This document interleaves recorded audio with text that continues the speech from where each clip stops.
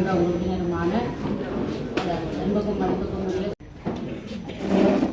சமூக மன்ற அமைப்புகளின் தலைவர்களே, பிரதிநிதிகளே, பிரதேசங்களே, அத்துடன் எல்லாரையும் இந்த கூட்டத்திற்கு வரவேற்றுக் கொண்டு குடும்பங்கள் இருந்தன. தற்போது யுத்தம் காரணமாக இடம்பெயர்ந்து உள்நாட்டிலும்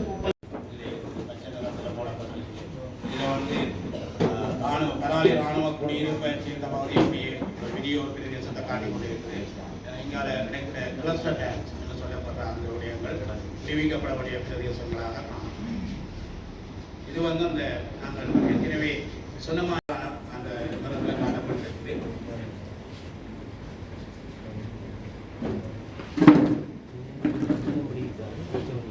5 ஏக்கர் முழுமையாக விடுவிக்கப்படாமல் இருக்குது. 18 கிராமங்கள் காணப்படுது. அடுத்தது ஆரம்பிக்கிறதுக்கு நிலைமையிலே இருக்குது. இதையும் நாங்கள் எங்களுடைய ஒருங்கிணைப்பு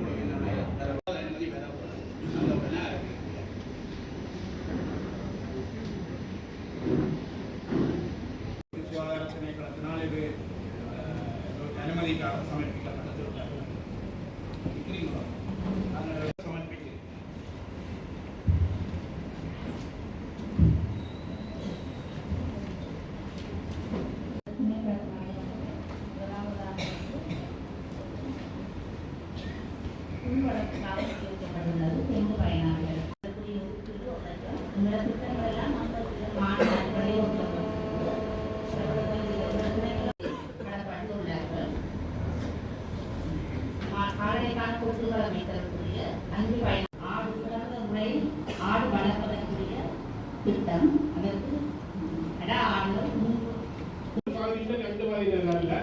இதில் போலீசாரிலிருந்து சகல துறையினரும் சம்பந்தப்பட்டிருக்கிறது. ஏனென்றால் இதுக்குரிய ஆவணங்கள் அனைத்தும் என்னிடம் இருக்கின்றது. நாங்கள் என்னுடைய 2 விடயத்தை இதில் சொல்லிக் கொண்டு நான் வேட்பாளர்கள் வெளியே இருக்கின்றேன். நீங்கள் வடிவாக பாருங்கள். பிரதேச செயலகத்தால் கொல்லங்கரட்டி மண்டபம் ஒன்று கட்டப்பட்டிருக்கின்றது தனியார் வாடகை. அதாவது அரச நிதி 9.5 மில்லியனில் அந்த மண்டபம் கட்டப்பட்டு மண்டபம் 6 வருடமாக மூடப்பட்டிருக்கின்றது. தனியார் மண்டபம் அல்ல, தனியார் காணிக்குள்ள அரச நிதியில் மண்டபம் கட்டப்பட்டு 6 வருடமாக பூட்டியிருக்கிறது. அது எப்படி உண்டு? அடுத்தது இந்த நான் உங்களுக்கு சகல டாக்குமெண்ட் தருகின்றேன். கிராம சேவையாளர் 19ஆம் தேதி பொலிசில் முறைப்பாடு செய்திருக்கின்றார். ஆனால் போலீசார் அறிக்கை கொடுத்திருக்கிறார்கள் 20ஆம் தேதி முறைப்பாடு செய்ய வேண்டும். அதே நேரத்தில் 200 டிப்பர்களுடைய மண் வெளியிலே சென்றிருக்கிறது. போலீசார் எங்கே இருந்தார்? அடுத்தது சட்டவிரோதமாக மண் அள்ளப்பட்டது. அங்கத்த போலீஸ் கமிட்டி அறிவிக்கும் போலீசார் போல், அதாவது என்னென்று கேட்டால் போலீசாருக்கு சட்ட நடவடிக்கை இந்த ஆவணத்துடன் இந்த மண்ணுகள் அள்ளப்பட முடியும் என்று தெரியாது. அடுத்தது இன்னொரு பல விடயங்கள் இருக்கிறது. நீங்கள் வேட்பாளர் சொல்லி ஒரு சாயம் பூசி எங்களை மொழியில் கலைக்கலாம் என்று ஒரு விண்ணப்பாடு இருந்தால் அது மக்களுக்கு தான் பாதி.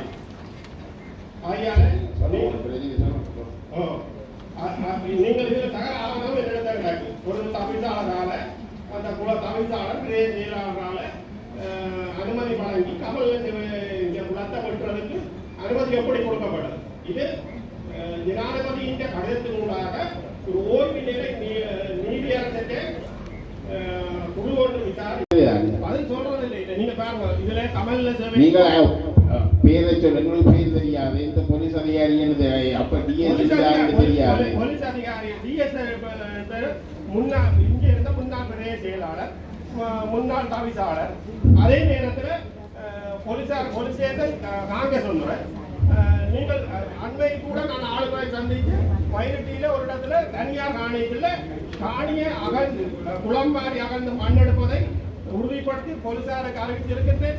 பிரதேச செயலாளருக்கு அறிவித்து மண் அள்ளினவர்கள் 3 பேர் என்னை சுற்றி வளைத்தார். அப்ப நீங்கள் ஒழுங்காக வேலை செய்ய தவறும் பட்சத்தில் எங்களுக்கான உயிர் தான் இல்லாமல் போகும். நாங்கள் அந்த காலத்தில் நீங்கள் ஐயா என்ற விடயத்தை வழங்கிக் கொள்ள வேண்டும். சரியா? பிரதேச சபையில வாகனம் பாதிக்கப்பட்டிருக்கிறது. 14 புற மாவட்டத்துக்கு போயிருக்கிறது.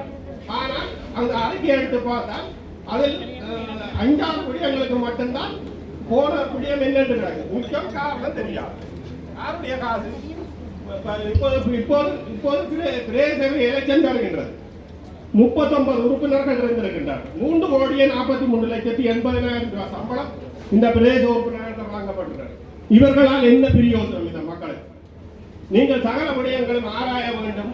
மக்களுடைய நிதி எங்கே களவு உரையாடப்பட்டு இன்று இந்த நாடு வங்குரோத்துக்கு போறது என்பது தனிய உயர் மட்டங்கள் அறையில நீங்கள் மத்திய வங்கியை பிடிக்கிறதுக்கு நீங்கள் போக தேவையில்லை. எங்களுடைய பிரதேசங்கள் எங்களுடைய மாவட்டத்தை பாருங்கள், நாடு கண்கறிய முன்னுரிமை. அப்படி நிறைய விடயங்கள் இருக்கின்றது. உங்களுடைய அந்த அறிக்கையை நீதிமன்றத்துக்கு ஏன் கொண்டு செல்ல முடியாமல் இருக்கின்றார்? நான் ரிட்மனை போட வேண்டும், போட்டுத்தான் அவர் நீதிமன்றத்துக்கு கொண்டு செல்ல வேண்டும். அல்லது நான் நீதிமன்றத்துக்கு போவதாக இருந்தால் இவர்களுக்காக வாதாடுகிற சட்டத்தரணிக்கு எதிராக நான் ஒருவரை கொண்டு வருவதாக இருந்தால் 5 லட்சம் ரூபாய் கட்டித்தான் நான் கொழும்பிலிருந்து அந்த சட்டத்தரணியை கொண்டு வர வேண்டும். அப்படி எங்களுடைய பணத்தை நாங்கள் விரயமாக்குவதற்கு இங்கே அரசு அதிகாரிகள் எதற்கு? அனைவருக்கும் வணக்கம். நான் தையடியில இருந்து வாரேன். இப்ப இது முந்தின ஆட்சிக்கு அபகரிச்சு ராணுவத்தால அரசாங்கத்தின் உதவியோட ஒரு பெரிய விகாரம் கட்டி இருக்கிறோம். அது தொடர்பா நாங்க ஆளுநர்கிட்டையும் போயிருக்கிறோம், பாராளுமன்ற உறுப்பினர்கள் தற்போதைய உறுப்பினர்கள்டையும் போயிருக்கிறோம், முந்தின அரசாங்கத்திலையும் போயிருக்கிறோம், எல்லார்டையும் போயிருக்கிறோம். அந்த காலத்துல எங்களுக்கு நீங்க ஆட்சிக்கு வந்த காலத்துல எங்களுக்கு சொல்லப்பட்ட பதில் இது முந்தைய அரசாங்கங்கள்ல இனவாதமாக செயற்பட்ட விடயம் தான், இது ஒத்துக்கொள்கிறோம். ஆனால் எமது ஆட்சியில் எதுவும் நடைபெற மாட்டாது என்று எங்களுக்கு வாக்குறுதிகள் தந்திருந்தீர்கள். ஆளுநரும் அறிக்கை எழுதுகிறார் இன்று வரையும் எழுதி முடியவில்லை. அப்படி இருக்கையில் நாங்கள் கடந்த 20ஆம் தேதி தாங்கள் யாருடைய ஆதரவும் இல்லாமல் தன்னிச்சையாக சென்று பௌத்த சாசன அமைச்சர் சுனில் செனவி அவர்களை சந்தித்து அவர் எங்களுக்கு ஒரு சாதகமான பதிலை தந்து நாங்கள் நம்பிக்கையுடன் வந்த 2 இரவுகள் தூக்கம் கடந்த நிலையில் 22ஆம் தேதியோ 23ஆம் தேதி அங்கே இன்னொரு சட்டவிரோத கட்டடம் மிக கோலாகலமாக திறந்து வைக்கப்பட்டிருக்கிறது. இப்ப இது தொடர்பாக தாங்கள் என்ன நடவடிக்கை எடுத்திருக்கிறீர்கள்? ஒரு பிரதேச செயலகம் சார்பாகவோ அல்லது இந்த பிரதேசத்தில இருந்து மக்கள் பிரதிநிதியாக தெரிவு செய்யப்பட்ட தாங்களோ இது சம்பந்தமா அறிந்திருக்கிறீர்களா? அல்ல இன்று வரைக்கும் எனக்கு தெரியவில்லை என்ற பதில் தான் கூற போகிறீர்களா? அல்லது இது சம்பந்தமாக என்ன ஒரு நடவடிக்கை எந்த ஸ்டேஜில் நிற்குதுன்றதை இந்த இடத்துல மக்களுக்கு நீங்க தெரியப்படுத்த வேணும். மற்றது இது தனிப்பட்ட அந்த 16 காணிக்காரட்ட பிரச்சனையும் இல்லை. இது ஒரு திட்டமிட்ட ஒரு ஆக்கிரமிப்பாக தான் நாங்க பார்க்கிறோம். இது நாங்க தடுக்க செய்து கொண்டுதான் வாரீங்கள். நீங்களும் ஆதரவோ என்ற சந்தேகம் தான் எங்களுக்கு எழுகிறது. இதுக்கு உடனடியாக ஒரு தீர்வு காண வேணும். எங்களுக்கு இது சம்பந்தமா தங்களுக்கு பதில தர வேணும். பல கால சகாப்தமாக நடந்து கொண்டிருக்கிற பிரச்சனை உண்மையில நானும் எனக்கும் தெரியும், அது உண்மையில பிள்ளைகளும் எனக்கு தெரியும். ஏன் நீங்கள் அந்த காணி உரிமையாளர் சட்டத்தை நீதிமன்றத்தை நாட முடியாது சொல்றீங்க? எங்களுக்கு இந்த நாட்டுல நீதியிலேயோ சட்டத்திலேயோ எந்த நம்பிக்கையும் இல்லை. நீதிமன்றத்தால் தடை விதிக்கப்பட்ட எத்தனையோ எதேச்சாதிகாரமாக நடைபெற்றுக் கொண்டு தான் இருக்கு. நாங்கள் குறுந்தூர்மலையை உதாரணமா பார்க்கலாம். கட்டடம் மேலதிகமாக கட்டக்கூடாது என்று சொல்லி தீர்ப்பு வழங்கின பிறகும் கட்டி எழுப்பி தான் இருக்கிறார்கள். நாங்கள் சட்டத்திற்காக அந்த பிரச்சனையை விட்டுவிட்டா நாங்கள் பொது வழியில கதைக்க இயலாது.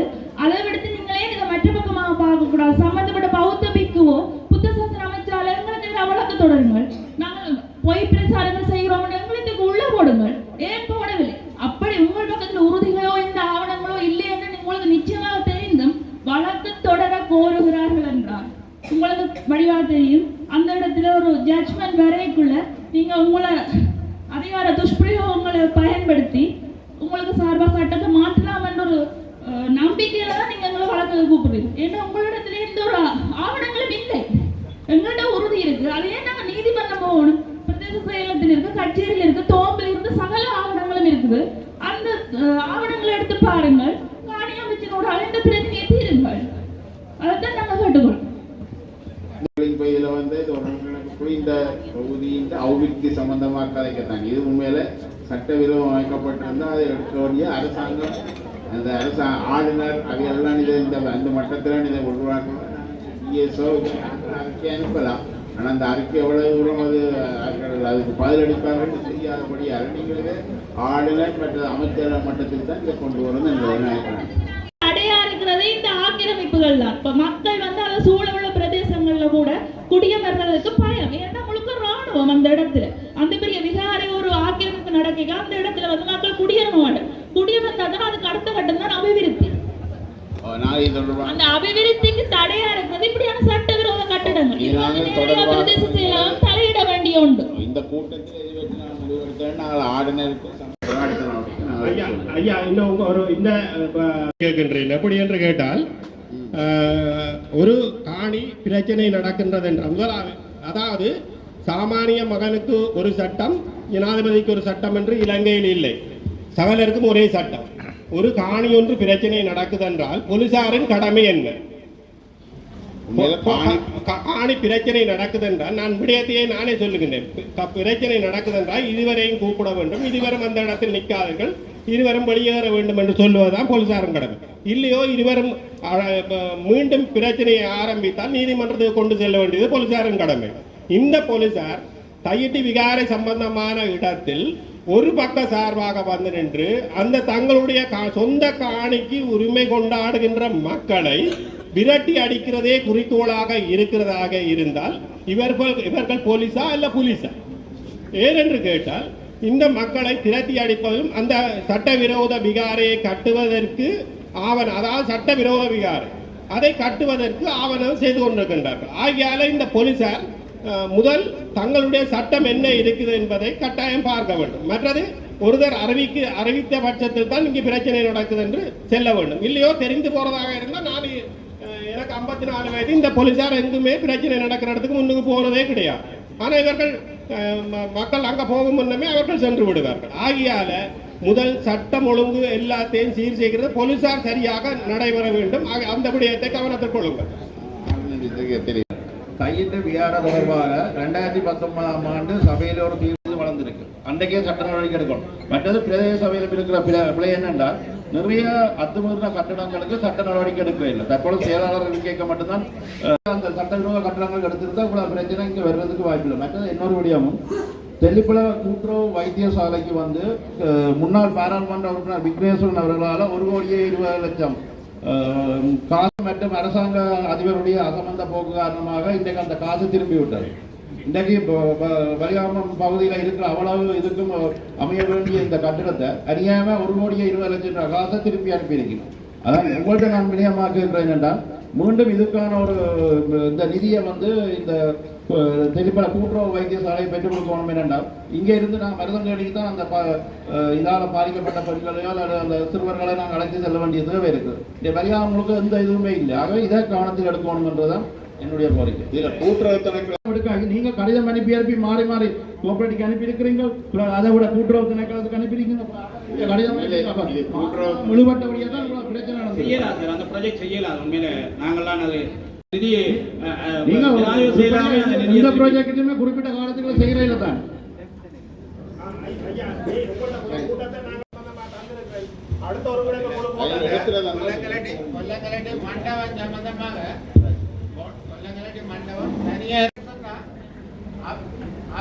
அவரின் தாயின் நினைவாக கொல்லங்கலடி வீரவதி விநாயகர் ஆலயத்துக்கு அந்த பெயரிடப்பட்டு காணி வேண்டி வீரவதி விநாயகருக்கு வந்து ஒழுங்கான நிர்வாகம் இல்லாதால அதை ஒரு பொது நம்பிக்கை சபையிட்ட பொறுப்பு கொடுத்திருக்கிறார். வீரவதி விநாயகருக்கு முறையான ஒரு நிர்வாகம் கண்ணீரோடும் கம்பலையோடும் பிறந்த நாட்டிலே அகதிகளாக இன்றும் வாழ்கின்ற ஒரு விடயம். அன்றைய அரசாங்கத்தாலே விமான நிலைய விஸ்தரிப்புக்காக 804 பேர்களுடைய காணிகள் இலங்கை அரச சட்டப்படி சூயரித்து கையகப்படுத்தினார்கள்.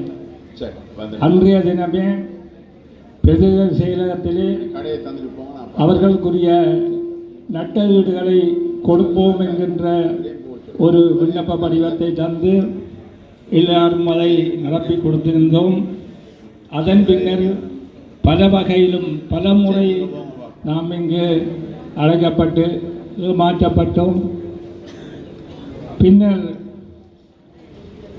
மதிப்புக்குரிய தற்போதைய ஆளுநர் அரச அதிபராக இருந்த பொழுது சுரேன் ராகவன் ஆளுநராக இருந்தார். யாழிலே நடந்த ஒருங்கிணைப்பு குழு கூட்டத்திலே நான் அவர்களுக்குரிய நட்டஈட்டை பெற்றுத்தருமாறு மிகவும் தாழ்மையுடன் கேட்டிருந்தேன்.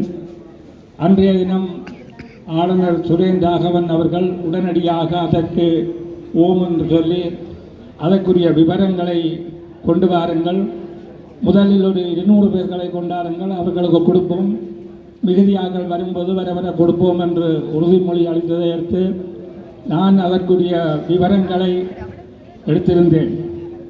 ஆனால் ஏனோ தானோ என்றிருந்த எங்களுடைய அரசியல்வாதிகளால் அவர்கள் இந்த 804 பேர்களுடைய விடயங்களையும் பிச்சைக்காரனுடைய புண்ணாக பார்த்தார்கள். இன்று வரை அதற்குரிய நஷ்டஈடு கிடைக்கவில்லை. அதன் பின்னர் நான் மதிப்புக்குரிய அன்றைய அமைச்சர் டக்ளஸ் தேவானந்தா அவர்களை நேரிலே சந்தித்து இவற்றை பெற்றுக் கொடுப்பதற்கு உதவுமாறு கேட்டிருந்தேன். அவர்களாலும் அதனை நிறைவேற்ற முடியவில்லை. அதன் பின்னர் இன்றைய அரசாங்கம் வந்த பின்னர் மதிப்புக்குரிய டாக்டர் பவானந்தராஜா அவர்களிடம் யாழ்ப்பாணத்தில் வைத்து நாங்கள் அதற்குரிய ஒரு விண்ணப்பத்தை கொடுத்திருந்தோம். எந்த பதிலும் இல்லை.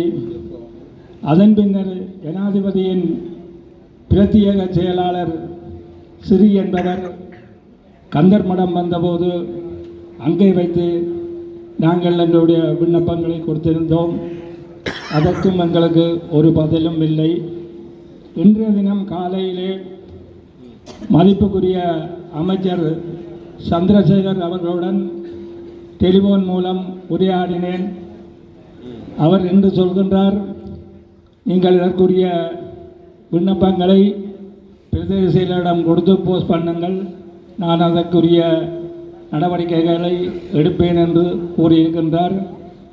ஆகவே இந்த 804 பேர்களுடைய குடும்பங்களிலே பாதி பேர்களுக்கு மேல் இறந்து விட்டார்கள். அவர்களுடைய பிள்ளைகளின் பேரிலே அந்த காணிகள் மாற்றப்படவில்லை.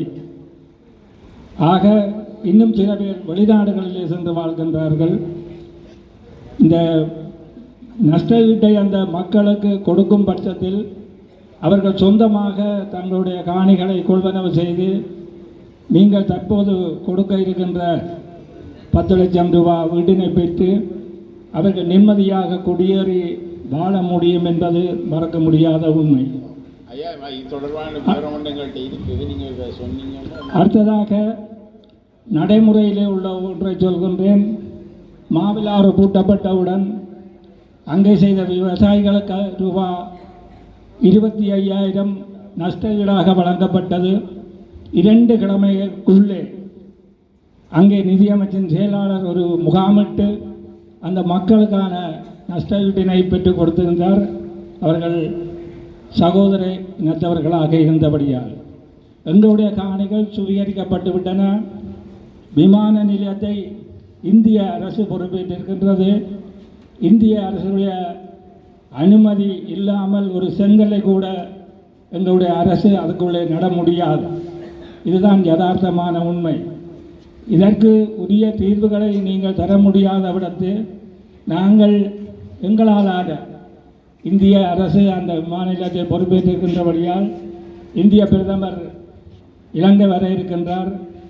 ஆகவே நாங்கள் எவ்வளவு கஷ்டப்பட்டிருந்தாலும் அவருக்கும் ஒரு மகஜனை கொடுப்பதற்கு தயாராக இருக்கின்றோம். அப்படி ஒரு நிலைக்கு எங்களை அனுமதிக்காதீர்கள். ஆகவே உங்களுடைய அரசாங்கத்திலேயே அந்த மக்களுக்குரிய அந்த காணிகளை சர்வே செய்து பெறுமதி போட்டு எவ்வளவு நட்டஈடு கொடுக்கலாம் என்கின்ற பட்டியல் பிரதேச செயலகத்தில் இருக்கின்றது. எல்லாரும் அதில் இருக்கு அந்த பட்டியல், அந்த பட்டியலை சொல்லுங்க. இதில் கலாலி விமான நிலையம் 141,629 ஹெக்டேர், 349.825 ஏக்கர். கிராமலூர் பிரிவுகள் மயிலட்டி வடக்கு J246, தென்மயிலை J240, கலாலி மேற்கு J256. ஆரம்ப வரைபடம் PPYA 1579 அடிப்படையில் 486 காணி துண்டுகளில் 143 காணி துண்டுகளுக்கு நட்டஈடு செலுத்தப்பட்டுள்ளதுடன் ஏர்போர்ட் சிவில் ஏவியேஷனுக்கு கையளிக்கப்பட்டுள்ளது என்பதனை மாவட்ட செயலகத்தின் LP2 பிளான் இலக்க 1983/4/21 கடிதம் மூலம் அறியக்கூடியதாக உள்ளது. ஏனைய காணி துண்டுகளுக்கு 313 காணி துண்டுகள் நட்டஈடு வழங்கப்பட்டமைக்கான ஆதாரம் இல்லை. கட்டம் 2 விஸ்தீரணம் 267.2255 ஹெக்டேர் 660.469 ஏக்கர். கிராம அலுவலர் பிரிவுகள் மயிலட்டி வடக்கு J246, தென்மயிலை J240, பலாலி மேற்கு J256, குறும்பசுட்டி J242. காணி சுயரிப்பு சட்டம் பிரிவு 9 கீழான விசாரணை நடாத்தப்பட்டுள்ளது. இவை வருமாறு விசாரணைகள் 25/1/2023, 26/1/2023, 4/4/2023, 5/4/2023, 6/4/2023, 3/10/2023, அத்துடன் 4/10/2023 நடாத்தப்பட்டிருக்கு. இதுல 5 விடயங்களாக பிரிக்கப்பட்டிருக்கு. மொத்தம் மொத்த லேண்ட் ஓனர்ஸ் 634 பேர். இதுல காணி சுவீகரிப்பு ஆரம்பிக்கப்பட்டு 35 வருடங்களுக்கு மேற்பட்டுள்ளமையினால் காணி ஆவணங்களை பரிசீலனை செய்வதற்கு ஏதுவாக சட்டத்தரணி ஒருவரின் உதவியை பெற்றுத் தந்துமாறு சுற்றுலா மற்றும் காணி அமைச்சிடம் 2023 7ஆம் தேதி மற்றும் 2023 7ஆம் தேதி 3/7/2024 மற்றும் 30/9/2024 தேதி கடிதம் மூலமும் மாவட்ட செயலாளரிடம் 2023 5/2 தேதிய கடிதம் கூறப்பட்டுள்ளது. நன்றி. காணி சுவீகரிப்பு யார் யாருக்கு நட்டஈடு கொடுக்கப்பட்டது என்பது எங்களுக்கு அறிவிக்கப்படவில்லை. ஆகவே நட்டஈடு யார் யாருக்கு கொடுக்கப்பட்டது என்பதை முதலில் எங்களுக்கு வெளிப்படுத்தப்பட வேண்டும். இதற்குள்ளே மதிப்புக்குரிய கஜேந்திரகுமார் அவர்களுக்கும் 200 மதிப்புக்கும் மேற்பட்ட காணிகள் இருக்கின்றன. நாங்கள் அவர் மூலம் இந்த காணிகளை இலகுவாக பெற்றுக்கொள்ள எங்களால் முடியும். இருந்தாலும் நாங்கள் முறைப்படி இந்த பிரதேச செயலகம் மூலம் அந்த நட்டஈடுகளை பெற்றுக்கொள்வதற்கு தயாராக இருந்தோம். இப்பொழுதுதான் சொல்கிறார்கள் ஒரு பகுதியினருக்கு நஷ்டஈடு கொடுக்கப்பட்டிருக்கின்றது. ஆரம்பத்திலே சுவீகரிக்கப்பட்ட காணிகள் எங்களுடைய காணிகள். 85ஆம் ஆண்டு இராணுவம் நில அளவை திணைக்களத்தை கொண்டு எங்களை வெளியேற்றிவிட்டு காணிகளை அளந்தவர்கள். அப்பொழுது ஒரு விவரம் எடுத்தார்கள்.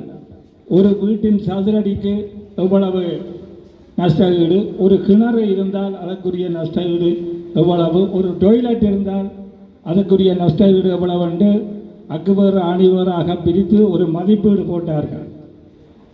ஆகவே அந்த மதிப்பீட்டின் பிரகாரம் பல முறை இந்த பிரதேச செயலகம் உறுதிகளை கொண்டார்கள், போட்டோ காப்பிகளை கொண்டார்கள் என்று இழுத்தடித்தல். இப்பொழுது சொல்கின்றார்கள் சுற்றுலாத்துறை அமைச்சர் மூலம் ஏதோ ஒரு விதத்தை கொடுத்தது என்று சொல்லி. மக்கள், பாதிக்கப்பட்ட மக்கள், மிகவும் பின்தங்கிய மக்கள், அவர்கள்தான் இன்றைய இலங்கையிலே அகதிகள். 40 வருடங்களாகின்றன. இந்த சபையில் இருக்கின்ற உங்களுக்கு இது நான் சொல்கின்றது விளங்குதா என்கிறது தெரியவில்லை. இது 40 வருட பிரச்சனை. நாங்கள் எத்தனையோ பிரச்சனைகளை பற்றி இப்பொழுது கதைக்கிறோம்.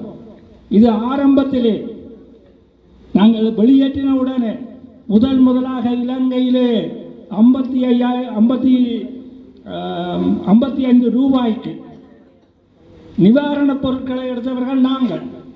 அப்பொழுதுதான் எங்களுக்கு தெரியும் எங்களுடைய நாட்டிலே நஷ்டஈடாக நிவாரணம் தருவார்கள் என்று. அன்றிலிருந்து நிவாரணத்திலேயே வாழ்ந்தோம். இன்றைக்கு 35 வருடங்கள் 36 வருடங்கள் பிறகு வசாவளம் சந்தி விடுவிக்கப்பட்டிருக்கின்றது. எங்களுடைய காணிகளை நாங்கள் திரும்ப கேட்கவில்லை. காணிகளை மதிப்புக்குரிய பாராளுமன்ற உறுப்பினர்களே நன்றாக கவனியுங்கள். நாங்கள் எங்களுடைய காணிகளை கேட்கவில்லை.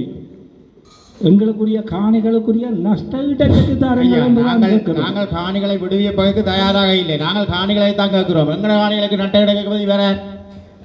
அதுக்கு மறுமொழியை சொல்லுங்கள் எங்களுக்கு. உங்களை யார் நட்டு நாங்கள் காணிகளை தானே நாங்கள் ஒரு கிளப்பால விரும்பினாக்களுக்கு நட்டு வண்டி கொடுக்க போறோம். உங்களுக்கு விருப்பம் அப்படி சொல்லுங்க. நீங்கள் எங்கட காணி நட்டு வைப்பீங்க. உங்களா அடிக்க நாங்கள் நட்டு இன்னொரு பேர் நட்டு சொல்லி தம்பி இதுவே இருக்கிறாங்க.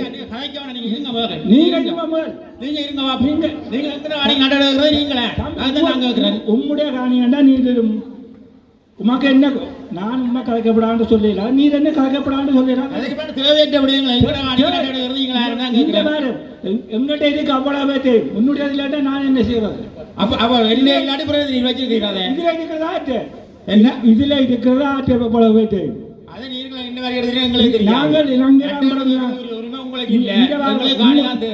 நீ காணிய வேண்டி கொள்ற தந்தா சரி, அவர்கள் காணி தந்தா வேண்டிக் கொள்ளுங்கள். ஐயா, நாங்கள் இந்த ஜனாதிபதி எலெக்ஷனுக்கு பிறகு நாங்கள் எங்களுடைய கௌரவ அமைச்சர் அவர்களையும் மற்ற எங்களுடைய கௌரவ பாராளுமன்ற உறுப்பினர்களையும் நாங்கள் கூட்டிக் கொண்டு எங்களுடைய காணிகளை காட்டினார்கள். அவர்கள் இதை விடுவித்து தருவதாக எங்களுக்கு உறுதிமொழி அளித்திருக்கின்றனர். எனவே மிக விரைவிலே எங்களுடைய காணிகள் விடுவித்து தர வேண்டும். நாங்கள் அதுக்கான நடவடிக்கை எடுக்கிறோம். கடிதங்கள் போட்டிருக்கிறோம். விரும்பினவைக்கு சட்டப்படி சுவீகரிக்கப்பட்ட காணிகள்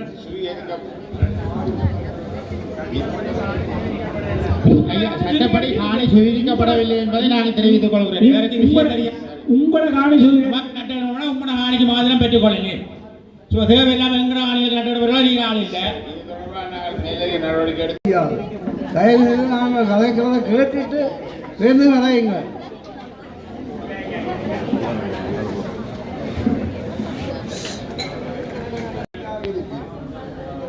தொண்ணூறாம் ஆண்டு என்று சொல்கிறார்கள். அதெல்லாம் உண்மை. 86ஆம் ஆண்டு மார்ச் மாதம் 13ஆம் 4 உயிர்களை காவு கொண்டு மயிலட்டி வடக்கு பகுதியில் 4 உயிர்களை காவு கொண்டு மக்களை ஓட வைத்த நாள் கடந்த 13ஆம் தேதி 40 வருடம் பூர்த்தியாகிவிட்டது. இன்று 41வது வருடத்தில் தான் நாங்கள் எத்தனையோ ஆண்டுகளாக இந்த பக்கத்தில் ஒரு ஒருங்கிணைப்பு கூட்டங்கள் நடக்காதாலும் நீண்டகால இடைவெளிக்கு பிறகு என்று சந்திக்கிறோம். அன்று ஒருங்கிணைப்பு கூட்டத்தில் சொன்னார்கள், ஒரு குடி காணியும் சுவீகரிக்க விட மாட்டோம். இறுதியில் இன்று வரைக்கும் அந்த காணிகளுக்கு ஒரு முடிவும் இல்லை. நாங்கள் கேட்பது, அன்று தொடக்கம் இந்த 40 வருடம் இவ்வாறு வெளியிலே இருக்கிற மக்களை இருத்த வேண்டும். அவர்களுடைய காணி இராணுவம் தோட்டம் செய்து நான் கடந்த ஒருங்கிணைப்பு கூட்டத்தில் மாவட்ட செயலகத்தில் ஜனாதிபதிக்கும் கடிதம் கொடுத்தேன். அதுக்கு முதலும் கடிதம் கொடுத்தேன். ஆனால் இந்த காணி விஷயமாக கொடுத்ததற்கு இதுவரைக்கும் பதில் இல்லை. ஆலயம் சம்பந்தமாக ஒரு கடிதம் அனுப்பினேன். அதற்கு மாவட்ட செயலாளருக்கு கடிதம் அனுப்பி அதன் பிரதியை எனக்கு ஜனாதிபதி செயலகத்திலிருந்து வந்திருக்கிறது. திரும்பவும் மாவட்ட செயலாளர் அதற்கான பதிலை அனுப்பும் பொழுதும் எங்களுக்கு பிரதியை அனுப்பியிருக்கிறார். இது நீண்ட காலமாக ஈடுபட்டு கொண்டு போகுது.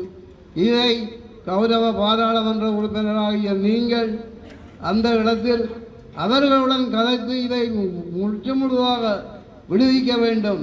இதில் பிரச்சனை என்னென்றால், நாங்கள் 46 மயிலட்டி வடக்கு, ஆனால் 48 நாங்கள் கதைக்க வேண்டியிருக்கு. காரணம் என்னென்றால், நாங்கள் இடம்பெயர்க்க 46க்கு இருந்த 50 குடும்பங்களையும் எங்களுடைய ஆலயத்தையும் 48க்குள்ள மாற்றி விட்டார்கள்.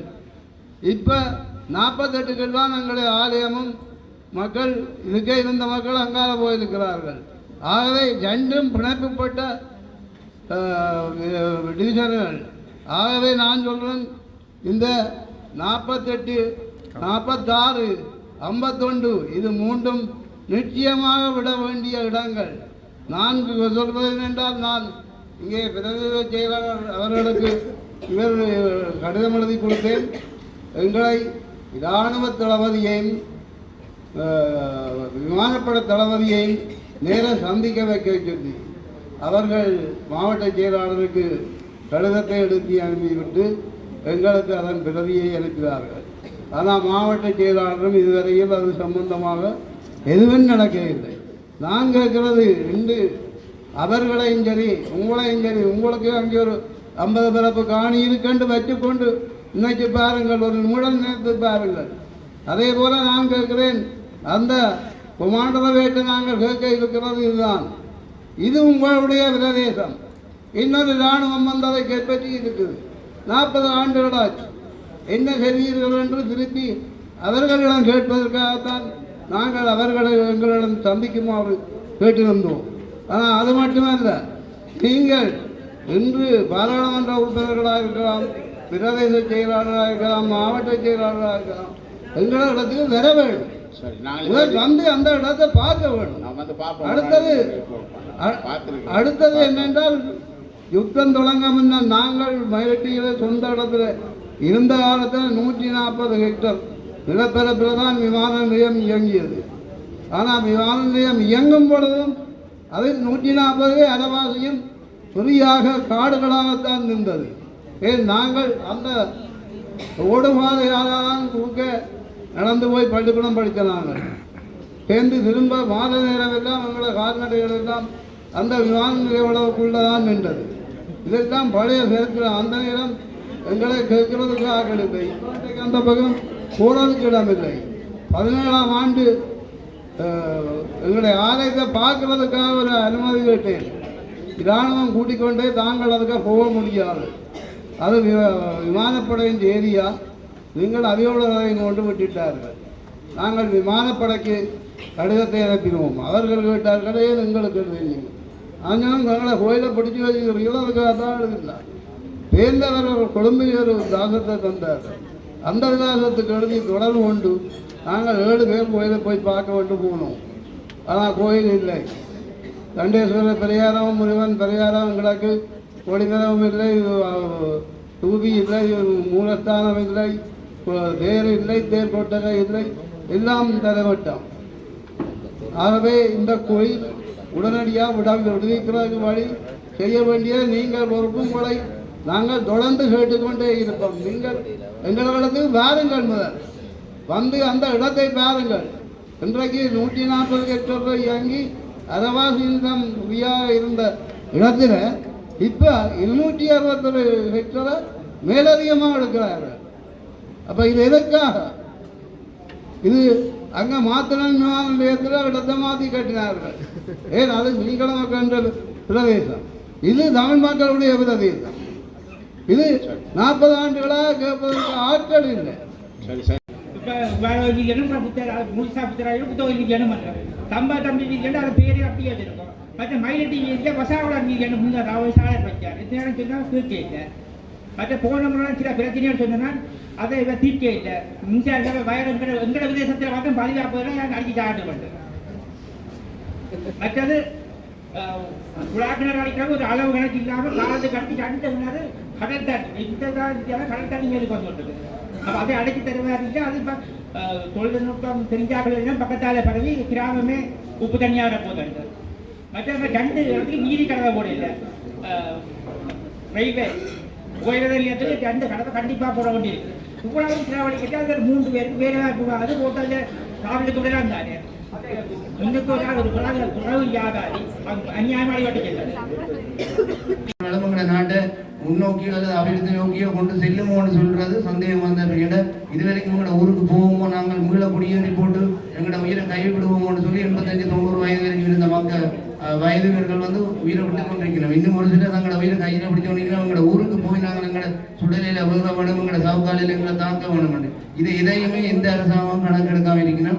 ஐயா, நீங்களாவது பயன்படுத்தாத நிலங்களை விடுவிடக்கு முயற்சி செய்யுங்க. மற்றது இந்த தெல்லிப்பட பிரதேச செயலகத்தால் இப்போ முன்னுக்கு காட்டப்பட்டிருந்தால் அந்த தெல்லிப்பட பிரதேச செயலகத்தின் மேப், அந்த விடுபடாத காணியின் மேப்பில் அந்த J248 பகுதியை பலாலி விமானத்தள நிலையம் அந்த பகுதி என்று சொல்லி அதில் குறிப்பிடப்பட்டிருக்கு. 2 மாதத்துக்கு முதலில் நாங்கள் பார்த்தது இன்றைக்கு மேலே காட்டியிருந்த நீங்கள் அதை நீங்கள் பிரதேச செயலகமே பலாலி விமான தளத்துக்குரிய காணி என்று காட்டியிருக்கல. அப்புறம் அப்படியே எவிடன்ஸ் வைசாமல் அப்படியே போய்கொண்டிருக்கும். அது குறிப்பாக மக்களின் காணி. இது 2-3 பிரதிகளும் வந்திருக்கிறோம். அது வந்து குறிப்பாக மக்களின் காணி. நீங்கள் அதை பிரதேச அதாவது விமான தளத்துக்குரிய காணியை மட்டும் விமான தளம் கொண்டு மேப்பில் காட்டி போட்டு மற்றது மக்கள் காணி என்றதை காட்டுங்க. தயவு செய்து அதை நீங்கள் தவறாக செய்திருந்தால் திருத்தி அமைங்கோ. விளந்தனையா இந்த வைத்தியசாலை எதிர்க்கத்தில் பார்த்தேன் ஃபெசிலிட்டிஸ் அங்கால இல்லை என்ற குறைபாடு இருக்குது. இதோட நாங்கள் புகையிரத நிலையத்துக்கு போறதுன்னு சொன்னால் மிக கஷ்டமாக இந்த வழியாக சரியான ஒரு பாதையும் அதற்குரிய மின்விளக்குகள் மற்றும் அதுக்குரிய அடிமையாச்சுக்கீங்களா நீங்க உங்களை கவனத்திலே கொண்டு வாங்க சார். பூச்சி நோயால் இவைகளெல்லாம் நடத்துக்கு நானும் போகிற இடமெல்லாம் கவனிச்சேன். எல்லாருடைய வீட்டிலும் இந்த பிரச்சனை இருக்கு. தயவு செய்து இந்த விவசாய பகுதி தென்னை பகுதியோட தொடர்பு கொண்டு இந்த பூச்சிகளை அடிக்கிறதுக்கு ஒரு வழியை தேவை. நம்ம மயிலட்டி கடத்தலாளர் கூட்டுறவு சங்க தலைவர் ராஜு இன்றைக்கு இப்போ தெல்லிப்பளை பிரதேச சபையில் ஒருங்கிணைப்பு குழு கூட்டம் நடைபெற்றது. அந்த கூட்டத்தில் எங்களுடைய மீனவர் சம்பந்தமான பிரச்சனை கேள்வியாக எழுப்பப்பட்டதின்படி நாங்கள் 1990ஆம் ஆண்டு இடம்பெயர்ந்தோம். நான் 1976ஆம் ஆண்டு இந்த மயிலட்டி மீன்பிடி துறைமுகம் எங்களுக்கு கட்டப்பட்ட காலத்திலிருந்து நாங்கள் இடம்பெயர்வை சந்திக்கிற முற்பட்ட காலப்பகுதியிலே எங்களுக்கென்று இந்த மீன்பிடி துறைமுகம் இருந்தது. ஆனால் நாங்கள் இடம்பெயர்ந்து போய் பிறகு 90ல் இடம்பெயர்ந்து போய் பிறகு நல்லாட்சி அரசாங்கம் ஒன்று நிறுவப்பட்ட காலப்பகுதியில் இந்த மயிலட்டி மீன்பிடி துறைமுகம் மயிலட்டி மக்களுக்கே என்று சொல்லித்தான் புனரமைக்கப்பட்டது. ஆனால் புனரமைக்கப்பட்ட காலப்பகுதியிலிருந்து அந்த மீன்பிடி துறைமுகம் மயிலட்டி மக்களுக்கு முழுமையாக கையளிக்கப்படவில்லை. அதில் என்னென்று கேட்டால் புனரமைக்கப்பட்ட கையோட தென் இலங்கை மீனவர்கள்லாம் இங்கே கூட டேங்க் வெள்ளங்கள் இதெல்லாம் கட்டினோம். காளி கம்பாந்தோட்டம் அந்த சைட்லேருந்து கட்டினோம். ஆனால் நாங்கள் அவர்களை இங்கே வர வேண்டாம்னு நாங்கள் சொல்லவில்லை. அவையில் வந்தால் ஐஸை அங்கே பருத்துறைக்கு நேர கடலில் தொலைச்சதால் ஐஸை ஏற்றி போட்டு டீசல் அடிச்சுட்டு போகலாம். ஆனால் அவர்கள் இங்கேயே நிலை கொண்டிருக்கணும். அதால் இந்த மயிலட்டி மீன்பிடி துறைமுகம் இன்றைய வரையில் எங்களுக்கு மயிலட்டி மக்களுக்கு என்று சொல்லி முழுமையாக கையளிக்கப்படவில்லை. அதனால் எங்களுடைய சிறிய படகுகள் நாசம். ஆனால் இதே நேரத்தில் எங்களுடைய 97 படகு பெரிய ரோலர் நின்றது. ஆனால் யுத்த கால சூழ்நிலையால் எங்களோட படகுகளெல்லாம் அழிஞ்சு போச்சு. அதனால் எங்களோட மக்கள் பொருளாதாரம் இல்லாதால் சிறிய படகுகளை வேண்டித்தான் இப்போ தொழிற்சோதனை இருக்கணும். அந்த சமயத்தில் எங்களுக்கு கட்டித்தாரம்னு சொல்லி போட்டு அந்த மீன்பிடி துறைமுகத்தை எங்களுக்கே தரையில்லை. பிறகு என்னென்று கேட்டால் எல்லை தாண்டி வர இந்தியன் இழுவப்படகை விசப்படகின பட்டன் ரோலிங் என்ற படகினரை எல்லை தாண்டி இங்கே வந்தோன்னே அதை பிடிச்சி கொண்டு எங்களுடைய மயிலட்டி மீன்பிடி துறைமுகத்துக்குள்ளே விடுகினோம். விடுறதால எங்களுடைய மக்கள் சரியான கஷ்டப்படணும். ஏன்னா அந்த படகினரை கொண்டு இந்தியாவில் தீவு பகுதி அங்கால் சைட்டால் கொண்டு விடலாம். இல்லதான்ற படகை பிடிக்கணுமென்று கட்டாயமே. இல்லதான்ற படகை பிடிச்சால் இந்தியா அவையில் விட்டு அந்த படகை கடல்லையே தாட்டி விடலாம். ஆனால் அவையில் என்ன செய்யணும்னா பிடிச்சி கொண்டு எங்களோட மயிலட்டி மீன்பிடி துறைமுகத்துக்கெல்லாம் விட்டுருக்கணும். அதால் எங்களோட மக்கள் இன்னும் சரியான துன்பப்பட்டுக்கணும். அப்போ இன்றைக்கு நடந்த 28ஆம் தேதி நடந்த கூட்டத்தில் இங்கே ஒருங்கிணைப்பு குழு தலைவர் சொல்லியிருக்கிறார். என்னென்னு கேட்டால் அதை ஒரு அறிக்கையாக எடுக்க சொல்லியிருக்கிறார். அந்த மயிலட்டி மீன்பிடி துறைமுகம் மயிலட்டி மக்களுக்கே கொடுக்கணும்னு சொல்லியிருக்கிறார். பார்ப்போம் அது எந்த அளவுக்கு அது சாத்தியப்படுதுன்ட்டு பார்ப்போம். ஆனால் உண்மையாலேயே அது அந்த மயிலட்டி மக்களுக்கே அந்த மீன்பிடி துறைமுகத்தை தரணும். அதால் தந்தால் தான் எங்களோட மக்கள் பயனடையலாம். இல்லைன்னு சொன்னால் எங்களோட மக்கள் போராட்டத்தை தவிர வேறு ஒன்றும் செய்யலாம். ஆனால் இந்த குழுவில் சொல்லியிருக்கணும் இது ஒரு அறிக்கையாக எடுக்க சொல்லி இந்த துறைமுகத்தை மயிலட்டி மக்களுக்கு கொடுக்குறதுக்கு தாங்கள் முயற்சி செய்வோம்னு சொல்லியிருக்கோம். நன்றி, வணக்கம். இன்றைய தினம் இந்த வலிகாமம் வடக்கு பிரதேச செயலகத்துக்கு உட்பட்ட இந்த இடத்துல இருக்கிற அபிவிருத்தி தொடர்பான இந்த கூட்டம் நடைபெற்றது. இது 21ஆம் ஆண்டு பிறகு சுமார் 4 வருடங்கள் பிறகு தான் இந்த கூட்டத்தை நாங்கள் ஒழுங்கு செய்து நடத்தி இருக்கின்றோம். இந்த கூட்டம் உண்மையிலே இந்த வலிகாமம் வடக்கு உங்களுக்கு தெரியும் ஒரு மிக பிரசித்தமான ஒரு இடம் யாழ்ப்பாணம் மாவட்டத்தில். ஏனென்றால் ஏற்கனவே பல கோயில்கள், பாடசாலைகள் மற்றும் விமான நிலையங்கள், துறைமுகங்கள் எல்லாம் இருக்கின்ற ஒரு இடம் என்றபடியால் நாங்கள் இதில் முக்கியத்துவமாக இருக்கிறபடியால் நாங்கள் இதை அபிவிருத்தி செய்ய வேண்டிய தேவை இருக்கின்றது. அதன் அடிப்படையில் நாங்கள் இந்த கூட்டத்தை ஒழுங்கு செய்திருந்தோம். குறிப்பாக நாங்கள் இன்றைக்கு இந்த இடத்துல இந்த கூட்டத்தில் தையிட்டி விகாரை தொடர்பாகவும் இந்த நில விடுவிப்புகள், இராணுவத்தின் பிடியில் உள்ள காணிகளை விடுவித்தல் மற்றும் விமான நிலைய விஸ்தரிப்புகள், அபிவிருத்திகள் மற்றும் நமது பகுதிகளிலே செய்ய வேண்டிய இந்த பாடசாலைகள், வீதிகள் தொடர்பான அபிவிருத்திகளும் தொடர்பாக எல்லாம் உரையாடி இருக்கின்றோம். மிகவும் சுமூகமான முறையில் மிகவும் ஒரு நல்ல சூழ்நிலையில் இந்த கூட்டங்கள் நடைபெற்றது.